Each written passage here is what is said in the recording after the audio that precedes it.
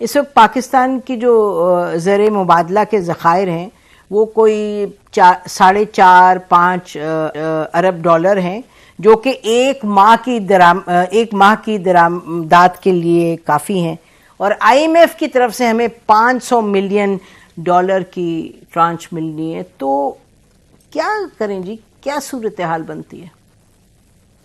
بسم اللہ الرحمن الرحیم. سب سے پہلے تو میں آپ کو یہ بات کہہ دوں کہ آپ نے بالکل ٹھیک فرمایا کہ پاکستان میں پہلے بھی ہمارے یہاں فائنینشیل کرائسس آئے ہیں.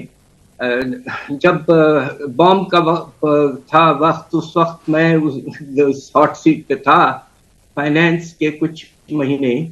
تو اس وقت دیکھیے بات یہ تھی کہ امریکہ نے ہم پہ سینکشنز لگائے ہوئے تھے اور حالات اس لحاظ سے بڑے پریشان کن تھے، مگر بات یہ ہے کہ اس وقت جو ہمیں باہر سے فائنینسنگ ریکوائرمنٹس تھے وہ بہت کم تھے کمپیریٹیولی، اور اس کو ہم نے اس طرح بھی پورا کیا کہ ہمارے دوست ممالک نے، کویت نے، سعودی عربیہ نے اور چائنا نے ہمیں سپورٹ کیا اور ہم نکل آئے اس کرائسس سے.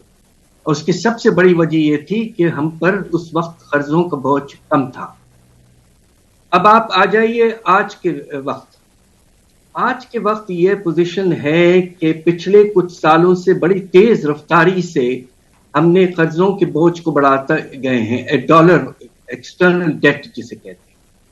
اب آپ یہ سوچئے کہ 2014-15 اور آج کے لحاظ سے دیکھیں تو جو ایکسٹرنل ڈیٹ ہے 7 سال میں ڈبل ہو گیا ہے، یعنی کہ 65 ارب ڈالر سے بڑھ کر 130 ارب ڈالر تک جا پہنچا ہے. اور اس کے نتیجے میں سالانہ ہمیں کم از کم 14 سے 15 ارب ڈالر کی ری پیمنٹ کرنی ہے، اور اس کے اوپر تجارتی خسارہ. اب آپ دیکھیے پچھلے سال تو 17 ارب ڈالر تھا، مگر اللہ کے فضل سے پہلے 6 مہینے اس سال کے اس میں کافی کمی آئی ہے، مگر اس کے باوجود یہ 8 یا 9 ارب ڈالر ہوگا. تو کل ہمیں اب 22 سے 23 ارب ڈالر کی سالانہ اس وقت ضرورت ہے. اور پہلے 5 مہینے میں جو پیسہ باہر سے آیا ہے وہ صرف 5 ارب ڈالر. اور اس کی وجہ یہی ہے کہ جو کمرشل بینک بانڈز وغیرہ بڑے مشکل ہو گیا ہمارے لیے حاصل کرنا.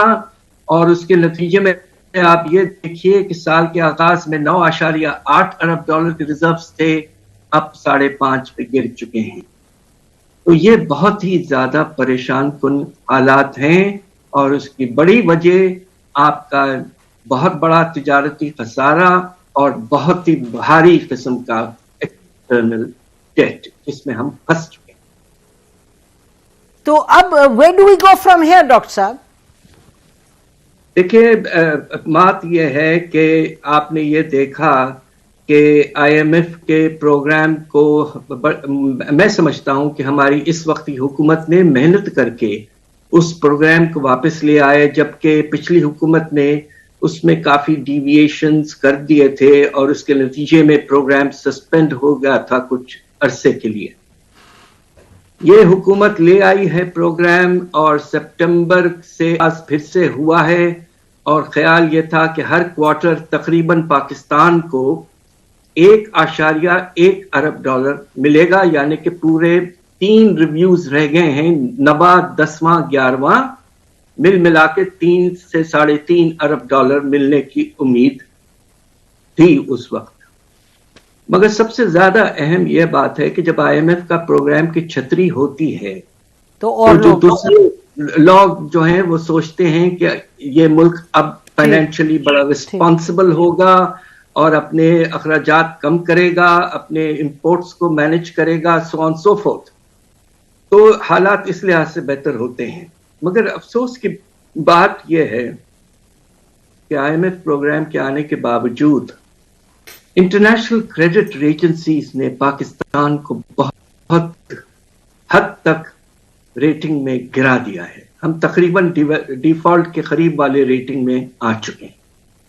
اور دوسری طرف یہ ہوا ہے کہ حالانکہ یہ حکومت آئی ایم ایف پروگرام واپس لے آئی، مگر اس کی امپلیمنٹیشن پہلے ریویو 9th ریویو کے لیے مجھے افسوس سے کہنا پڑتا ہے نہ ہونے کے برابر رہی ہے. اس لیے پروگرام تقریباً ایک لحاظ سے سسپینشن میں رہا ہے. نومبر 3 کو ریویو ڈیو تھا اور آج 2 مہینے ہو چکے ہیں اور ابھی تک ریویو 9 کا شروع نہیں ہوا ہے. ڈاکٹر صاحب اگر ہم یہ کہتے چلیں کہ پچھلے 24 گھنٹوں میں 2-3 ایسی خبریں آئی ہیں. ایک تو یہ کہ پرائم منسٹر کی جو ایم ڈی ہیں IMF کی ان سے بات چیت ہوئی ہے اور جو ایٹ لیسٹ جو خبر باہر آئی ہے کہ انہوں نے کہا کہ جی we will go through with the programme, اور یہ بھی کہا گیا کہ IMF کی کوئی ڈیلیگیشن بھی آ رہی ہے اور پرائم منسٹر نے خود بھی کہا کہ ہم بڑی جلدی اب جو بھی ہیں اقدامات ہم وہ اٹھائیں گے. تو اگر ہم لیٹس جسٹ سپوز کہ IMF کی ٹرانش آپ کو مل جاتی ہے جو ملنی ہے, آپ نے فرمایا کہ اس کے باوجود ہم دیکھ رہے ہیں کہ سعودی عرب یا UAE وغیرہ جو ہے اس طریقے سے جو مدد کرتے تھے وہ نہیں کر رہے, حالانکہ آرمی چیف گئے ہیں, شاید وہ جا کے کچھ پیسوں کی ہی بات کریں گے. تو اگر یہ سب ہوتا ہے, وہاں سے بھی پیسے آتے ہیں, IMF کی بھی ٹرانچ آتی ہے, تو ڈاکٹر صاحب how much does it is matters for us? یہ بڑا اہم سوال ہے آپ کا. دیکھیے یہ بہت اچھی بات ہے, ہمارے پرائم منسٹر صاحب نے انیشیٹو لیا ہے اور ان کی بات ہوئی ہے IMF کے مینیجنگ ڈائریکٹر سے. مگر دیکھیے IMF کا جو پروسیس ہوتا ہے وہ یہ کہ جو ریویو میں وہ یہ دیکھتے ہیں کہ آپ نے جو ریفارمز کمٹ کیے تھے کیا آپ نے وہ کیے, کیا آپ پرفارمنس کرائٹیریا جو سیٹ کیے گئے تھے کوارٹر کے اینڈ کے لیے کیا وہ آپ میٹ کر پائے ہیں یا نہیں.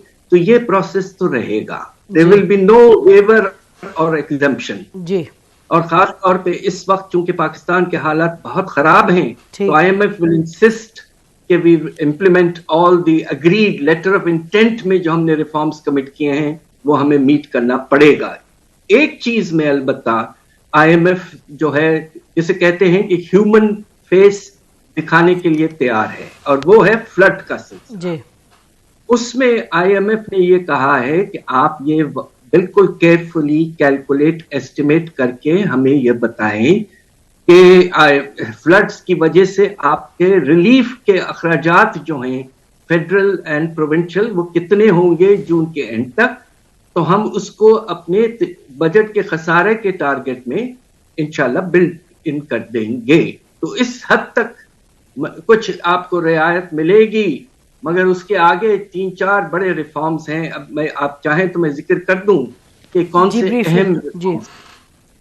سب سے پہلے آپ نے لیٹر آف انٹینٹ میں یہ اگریمنٹ دیا ہے کہ ہم exchange rate policy will be market determined. جی بالکل, ایبسولوٹلی بالکل. دوسرا ہم نے یہ کہا ہے کہ بجلی کے نرخوں میں تقریباً 40% اضافہ کریں گے اور گیس کے نرخوں میں ہو سکتا ہے کہ اس سے بھی بہت زیادہ ہمیں کرنا پڑے. اور تیسری طرف یہ بات طے ہوئی ہے کہ اگر خدا نخواستہ FDR کے ریونیوز اور نان ٹیکس ریونیوز میں کچھ کمی آتی ہے ٹارگٹس کے کمپیریزن میں جو پرفارمنس کرائٹیریا ہیں, تو آپ کنٹینجنسی پلان امپلیمنٹ کریں گے. وہ کنٹینجنسی پلان میں سب سے اہم جو چیز ہے وہ یہ کہ آپ سیلز ٹیکس کو پیٹرولیم پروڈکٹس پہ واپس لے آئیں گے.